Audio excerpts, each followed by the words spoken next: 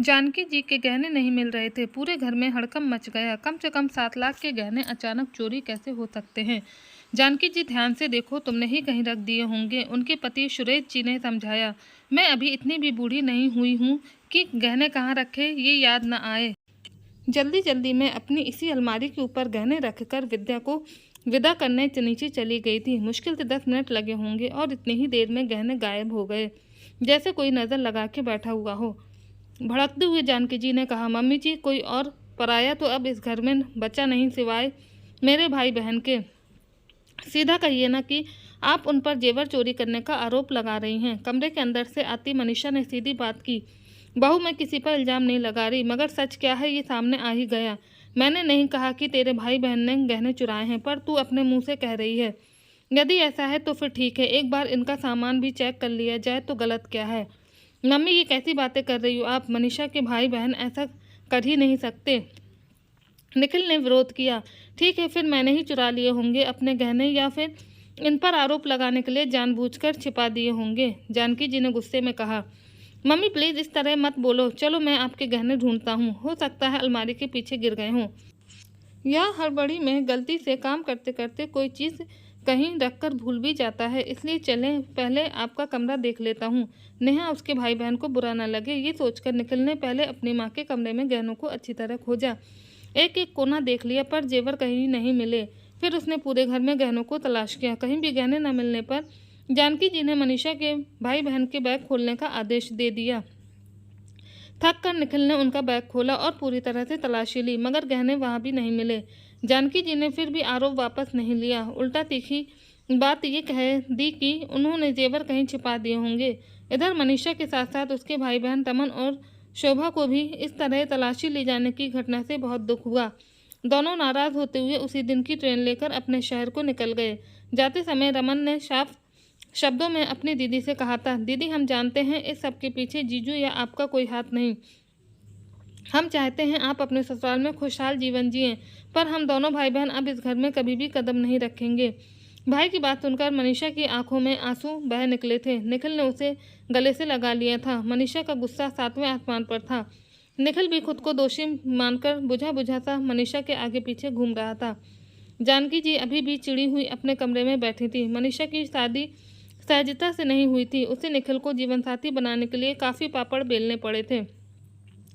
दोनों को college time में ही एक दूसरे से प्यार हो गया था। पहली नज़र के प्यार को दोनों ही उम्र भर के बंधन में बांधना चाहते थे, मगर दोनों के ही घर वाले इसके लिए राज़ी नहीं थे।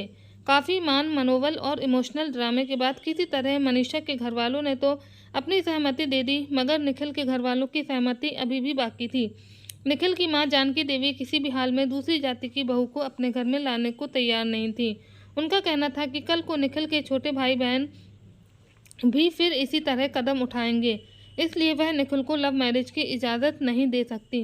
निखिल के पिता इस मामले में थोड़े आधुनिक विचारों के थे। उनके लिए बेटे की खुशी ज़्यादा मायने रखती थी। उनकी स्वीकृति पाकर निखिल ने मनीषा के साथ कोर्ट मैरिज का फैसला किया। जब जानकी जी को ये बात पता चली तो उनका गुस्सा 7वें आसमान पर था।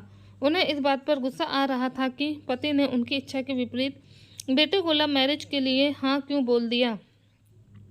जानकी जी को इस बात पर भी काफ़ी गुस्सा था कि वह बेटे की शादी का हिस्सा भी नहीं बन पाई। एक माँ के लिए बेटे की शादी का मौका बहुत खास होता है। कुछ दिन इसी तरह बीत गए। मनीषा घर में बहू बनकर आ गई थी, मगर न तो घर में शादी की रौनक हुई और न ही रिश्तेदारों को न्योता मिला। नई बहू का गृह प्रवेश भी हो गया, मगर घर में हंसी खुशी का माहौल नहीं बन सका।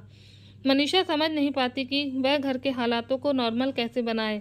उसे पता था कि मम्मी जी उसे पसंद नहीं करती, फिर भी वह अपनी तरफ से सास ससुर का पूरा ख्याल रखती और उनका दिल जीतने का पूरा प्रयास करती। जानकी जी अलग कमरे में बंद रहती तो सुरेश जी संकोच में बहू से ज़्यादा बातें नहीं करते। निखिल पहले की तरह ऑफिस चला जाता और देवर यानी अंकुल और ननंद तनु का अधिकांश समय कॉलेज में बीतता। धीरे धीरे सुरेश जी मनीषा के बात व्यवहार से काफ़ी प्रभावित रहने लगे। जानकी जी की नाराज़गी भी कम होने लगी थी, मगर उनका मुंह इस बात पर अब भी फूला हुआ था कि बेटी की शादी भी हो गई और घर में कोई रौनक भी नहीं हुई। सब कुछ सूना सूना सा रह गया। इसका हल भी सुरेश जी ने निकाल लिया। जानकी, क्यों ना हम अपने बेटे का रिसेप्शन धूमधाम से करें। उसमें सारे रिश्तेदार भी आ जाएंगे और घर में रौनक भी हो जाएगी। जानकी जी ने ये बात स्वीकार कर ली। सही मौका देखकर रिसेप्शन का आयोजन किया गया। जानकी जी ने इसमें अपनी सारी अधूरी तमन्नाएं पूरी की। खान पान और सजावट का शानदार प्रबंधन किया गया। नए कपड़े, जेवर और रिश्तेदारों की जमावट के बीच वह पुराने दर्द भूल गईं। कई दिनों तक मेहमानों का आना जाना लगा रहा। हंसी ठाकों की महफिल के बीच घर में एक नए माहौल की शुरुआत हुई। सुरेश जी को लगने लगा कि अब सब कुछ ठीक हो जाएगा। उनकी तरह जानकी भी मनीषा को दिल से स्वीकार कर लेगी। मनीषा के घर वालों से मेलजोल बढ़ाने और जानकी जी के फूले मुंह को छिपाने के लिए सुरेश जी ने मनीषा के भाई बहन को 10-15 दिनों के लिए घर में ही रोक लिया। मनीषा का भाई रमन काफ़ी मजाकिया स्वभाव का था, तो वहीं बहन शोभा नाचने गाने में बहुत होशियार थी। निखिल की बहन तनु और भाई अंकुल भी दोनों के साथ खूब मस्ती धमाल करते। एक सप्ताह इसी तरह धमाल मस्ती में बीत गए। मनीषा और निखिल भी नए माहौल का मज़ा ले रहे थे। जानकी जी भी नॉर्मल रहने लगी थीं। सब कुछ अच्छा चल रहा था कि इसी बीच गहनों की चोरी वाली घटना ने सबको सकते में डाल दिया। हंसी खुशी और मस्ती का माहौल कुछ ही देर में तनावपूर्ण हो गया था। मनीषा के भाई बहन उसी शाम अपने घर चले गए थे और मनीषा बिल्कुल खामोशी हो गई थी। जानकी का बड़बड़ाना चालू रहा। सुरेश जी अपने कमरे में उदास से बैठे रहते। उन्होंने सोचा था घर में हंसी खुशी आएगी, पर हो गया था उल्टा। समय के साथ जख्म बढ़ते गए। जानकी जी और मनीषा सामान्य व्यवहार करने लगी थी, मगर एक दूसरे के प्रति उदासीनता लंबे समय तक कायम रही। करीब 6 महीने का समय इसी तरह गुजर गया। एक दिन निखिल घर लौटा तो चेहरे पर एक अलग ही तरह के सुकून और खुशी के भाव थे। आते ही उसने मनीषा से कहा, मैंने बताया था ना कि बेंगलोर में एक जगह खाली है और उसके लिए मैंने महीनों पहले ट्रांसफ़र की अर्जी दी थी। वह आज अप्रूव हो गई। इस महीने की 25 तारीख को मुझे वहाँ की ब्रांच ऑफिस को ज्वाइन करना है। सुनकर मनीषा का भी चेहरा खिल उठा। निखिल ने अपनी माँ को ये बात बताई तो उन्होंने सवालिया नज़रों से बेटे की तरफ देखा और फिर उदास होकर पलकें झुका ली। सुरेश जी ने भी उदास होकर अपने बेटे की तरफ देखा। दोनों समझ रहे थे कि निखिल के इस फैसले की वजह क्या है, पर वे कहते भी तो क्या। निखिल और मनीषा बेंगलोर शिफ्ट हो गए। इसके 1-2 साल बाद ही निखिल के भाई अंकुल को मुंबई यूनिवर्सिटी में दाखिला मिल गया। वह इंजीनियरिंग करने वहाँ चला गया और जल्द ही वहीं से उसे जॉब भी मिल गई। 3 साल में छोटी बहन तनु की शादी हो गई। अब घर में केवल सुरेश जी और जानकी जी रह गए थे। समय इसी तरह गुजरता रहा। निखिल और मनीषा को बेंगलोर आए करीब 8 साल बीत चुके थे। उनको एक प्यारी सी बेटी भी हुई, जो अब 5 साल की हो चुकी थी। एक दिन निखिल के पास सुरेश जी का फ़ोन आया। वह काफ़ी दुखी स्वर में बोल रहे थे, बेटा तेरी माँ की तबीयत सही नहीं है, उसे कैंसर। कहते कहते सुरेश जी रो पड़े। ये क्या कह रहे हैं पापा, सही से बताइए क्या हुआ माँ को। पापा प्लीज़ रोइए मत बेटा, उसे ब्लड कैंसर हो गया है। कुछ दिनों से ना ढंग से खा पी रही है और ना कोई काम कर पाती है। तुरंत उल्टी हो जाती है, खून भी निकलता है। इतनी कमज़ोर हो गई है कि क्या बताऊं। डॉक्टर ने सर्जरी और कीमोथेरेपी के लिए कहा है, पर बेटा मैं अकेला सब कुछ कैसे संभालूं। चिंता मत करो पापा, मैं कुछ करता हूँ। पहले आप ये बताओ कि अंकुल ने क्या कहा, क्या वह आ सकता है। नहीं बेटा, वह कह रहा था कि उसके ऑफिस में अभी 6 महीने की ट्रेनिंग है। मैंने कहा कि बहू को भेज दे तो कह रहा था कि वह भी तो वर्किंग है, ऑफिस छोड़कर कैसे आएगी। हमने तनु से भी कहा था, पर उसका बच्चा अभी बहुत छोटा है। कह रही थी कि बच्चे को परेशान करेगा।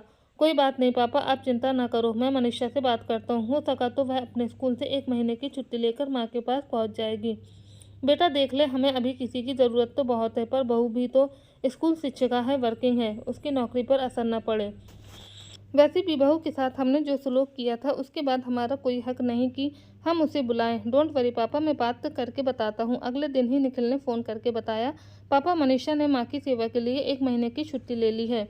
ज़रूरत पड़ी तो छुट्टी आगे बढ़ा लेगी। मैं भी 1 हफ्ते के लिए आ रहा हूँ। 2 दिन बाद ही बेटी के साथ दोनों घर पहुँच गए। जानकी जी बिस्तर पर थी, नौकर भी छुट्टी पर जा चुका था।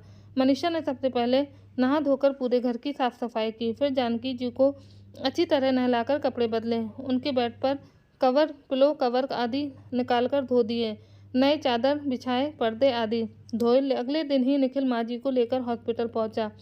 संभावित इलाजों के बारे में बात की। अभी माँ को कीमोथेरेपी दिए जा रहे थे। निखिल ने डॉक्टर से हर मसले पर सलाह मशवरा कर बेहतर इलाज का इंतज़ाम कराया। 1 सप्ताह रुककर वह वापस चला गया और मनीषा मन लगाकर सास की सेवा करती रही। जानकी जी फिलहाल अपने काम करने में भी समर्थ नहीं थी। कई बार कपड़े में गंदगी कर देती, पर मनीषा हर तरह की परेशानियों में जानकी जी के साथ खड़ी रहती। उनकी बैसाखी बनकर वह इस तकलीफ के समय में उनका सहारा बनी हुई थी। हमेशा उन्हें खुश रखने की कोशिश करती। शरीर की तकलीफ़ों के साथ साथ मन की तकलीफ़ें भी घटाने के प्रयास में लगी रहती। कभी मालिश करती तो कभी चंपी। समय इसी तरह गुजरता रहा। जानकी जी मनीषा को दिन रात आशीर्वाद देती रहती। उनको अपने किए पर बहुत शर्मिंदगी महसूस होती कि जिस बहू के परिवार पर चोरी का इल्ज़ाम लगा दिया था, आज केवल वही उनके काम आ रही थी। वह चाहती तो दूसरों की तरह आने से मना भी कर सकती थी, पर उसने ऐसा नहीं किया। वह घर को और जानकी जी को ऐसे संभाल रही थी जैसे कभी कुछ हुआ ही ना हो। एक दिन जानकी जी बैठी बैठी रोने लगी। मनीषा ने बहुत पूछा कि आखिर रोने की वजह क्या है, मगर वह केवल रोती रही। उन्हें बहुत देर तक फफक फफक कर रोता देख मनीषा बेचैन हो गई।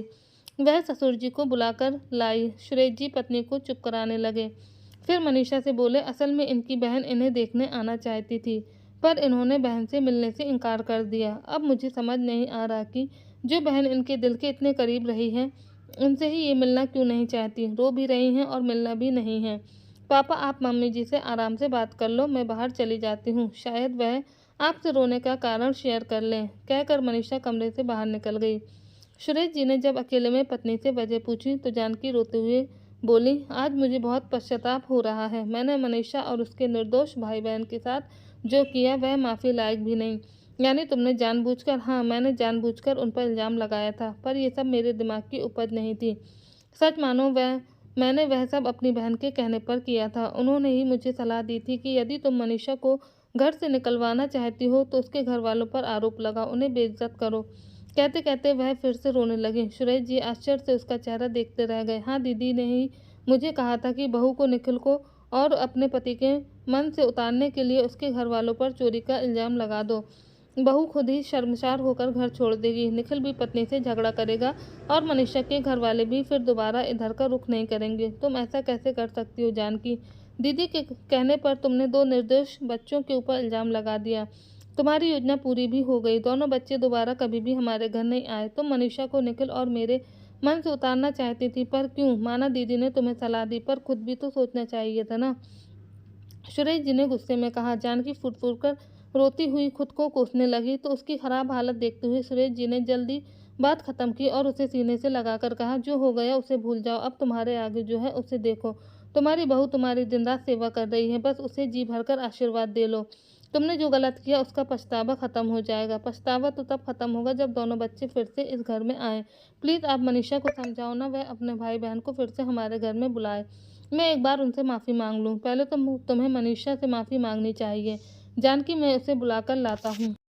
सुरेश जी ने मनीषा को बुलाया तो वह दौड़ी आई। क्या हुआ पापा जी, तबीयत तो ठीक है ना मम्मी की? जानकी जी मनीषा के दोनों हाथ पकड़कर सिर से लगाकर रोती हुई बोली, माफ़ कर दे बेटा, मैंने तेरे साथ बहुत गलत किया था, पर तू इस बुढ़िया के लिए अपनी नौकरी, अपना घर, अपने पति को छोड़कर यहाँ बैठी हुई है, सेवा में लगी है। अरे पगली, इतनी सेवा तो बेटियां भी नहीं करती, और तू अपनी कुटिल दुष्ट सास के लिए इतना कर रही है। ऐसी सास जिसने कभी भी तुझे दिल से नहीं स्वीकारा, तेरे भाई बहन पर चोरी का इल्ज़ाम लगा दिया। उस बुढ़िया के लिए तू इतना क्यों कर रही है? मेरी बेटी, इस बुढ़िया को माफ़ कर दे।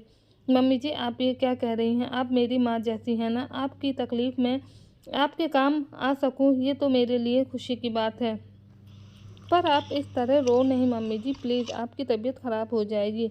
माफ़ी की कोई बात नहीं। आप मुझे बहू के रूप में देखना नहीं चाहती थी, इसी वजह से आपका ये रिएक्शन हुआ, पर मुझे पता है आप दिल की बहुत बहुत अच्छी हैं और पछतावा करने की कोई बात नहीं। मैं मानती हूँ मेरे भाई बहन के साथ आपने बहुत गलत किया था। आपको आरोप लगाना था तो मुझ पर लगाती, मगर मेरे भाई बहन ने तो किसी का कुछ भी नहीं बिगाड़ा था। मनीषा ने उनके हाथों को सहलाते हुए कहा, इसी बात का तो पछतावा है मुझे मेरी बच्ची। मैंने तेरे साथ बहुत गलत किया, देख ले इसी बात की सज़ा मिल रही है मुझे। बिस्तर पर आ गिरी हूँ। मम्मी जी, ऐसा कुछ नहीं है, आप ठीक हो जाओगी बेटा। अब मुझे इस पछतावे से मुक्ति तभी मिलेगी जब तेरे भाई बहन से हाथ जोड़कर माफ़ी मांग लूँगी। मम्मी जी, आप परेशान ना हो, मैं उनसे बात करती हूँ। मेरी बहन तो अभी हैदराबाद में है, वहीं शादी हुई है, इसीलिए शायद वह नहीं आ सकेगी, पर भाई को बुलाने की पूरी कोशिश करती हूँ, कहकर मनीषा ने फ़ोन उठा लिया। उसने फ़ोन पर रमन को घर बुलाया तो उसने साफ इनकार कर दिया। दीदी, आप तो जानती हो उस आरोप को मैं कितनी मुश्किल से अपने मन से दूर कर पाया हूँ। 20 साल की उम्र में चोरी का इल्ज़ाम लग जाए और वह भी अपनी बहन के ससुराल में, तो बस एक यही इच्छा होती है कि कहीं जाकर डूब मरो।